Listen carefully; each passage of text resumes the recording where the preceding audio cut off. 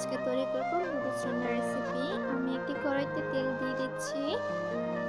তেল দেওয়ার পর আমরা এখানে দিয়ে দেব পেঁয়াজ কুচি।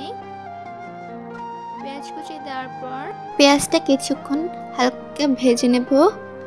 ভেজে নেওয়ার পর আমরা এখানে দিয়ে দেব সামান্য কাঁচামরিচ। আমরা ঝালটা একটু কম খাই, তাই তো ঝাল বেশি দেব না। আপনারা যদি আপনাদের ইচ্ছে মতন কাঁচামরিচ কুচি একটু বেশি দিতে পারেন, ঝালটা আপনাদের ইচ্ছে মতন দিবেন। পেঁয়াজটাকে আমরা ভালোভাবে নেড়েচেড়ে ভেজে নেব।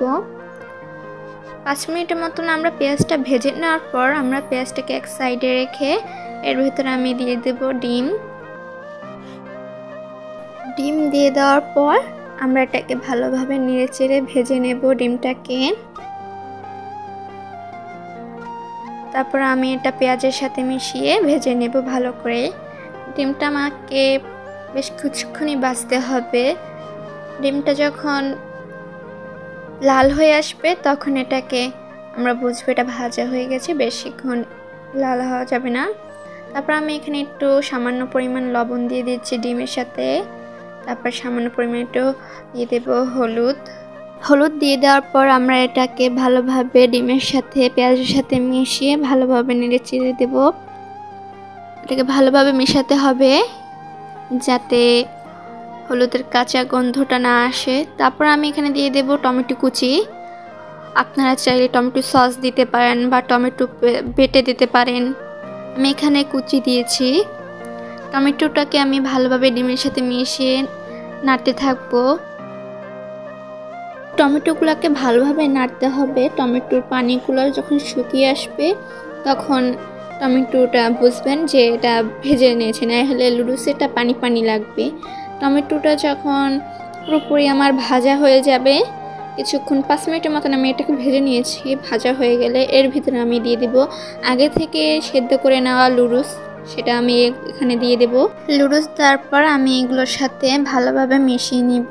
নুডলসটাকে নাড়িয়ে চাড়িয়ে এপিট ওপিট করে যাতে এগুলো সকল উপকরণগুলো নুডলসের সাথে মিশিয়ে যায়। তারপর আমি এখানে দিয়ে দিচ্ছি নুডলসের মশলা। এই মশলাটা আমি দিয়ে দিচ্ছি। মশলাটা দিয়ে দেওয়ার পর আমি দিয়ে দিচ্ছি স্বাদ মতন লবণ। লবণটা আপনারা কমিয়ে দিবেন কারণ নুডলসের মশলাতে থাকে। তারপর দেব আমি জিরা গুঁড়ো হালকা। তারপরে এই সকল উপকরণগুলো দিয়ে দেওয়ার পরে এগুলোকে আমি ভালোভাবে নাড়িয়ে চাড়িয়ে নেব, মিশিয়ে নেব। আমি এগুলোকে নুডলসগুলোকে আমি 3 মিনিটের মতন এরকম নাড়িয়ে চাড়িয়ে রেখে রান্না করে নেব।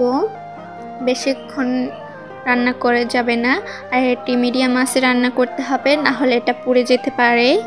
2-3 মিনিট হওয়ার পর এখানে আমি দিয়ে দিচ্ছি ধনেপাতা কুচি। ধনেপাতা কুচি দিয়ে আমি নুডলসটাকে ভালোভাবে আবারও নাড়িয়ে চাড়িয়ে মিশিয়ে নেব সব উপকরণের সাথে। এটাকে আমি 2 মিনিট রান্না করে নেব। আমার এই ভিডিওটি যদি আপনাদের কাছে ভালো লাগে তাহলে আপনারা আমার চ্যানেলটিকে সাবস্ক্রাইব করে রাখবেন আরও নতুন নতুন ভিডিও পাওয়ার জন্য। আর বাসায় হলে একবার হলে এটা ট্রাই করে দেখবেন। দেখতেই পাচ্ছেন আমার নুডলসটা রান্না প্রায় শেষ হয়ে গেছে। আমি আপনাদের এখন দেখাবো এটা কেমন লাগছে। তো এই তো আমার নুডলস রান্না শেষ হয়ে গেল। দেখতে খুব সুন্দর লাগছে এবং খেতে অনেক মজাদার। তো সবাইকে আল্লাহ হাফেজ।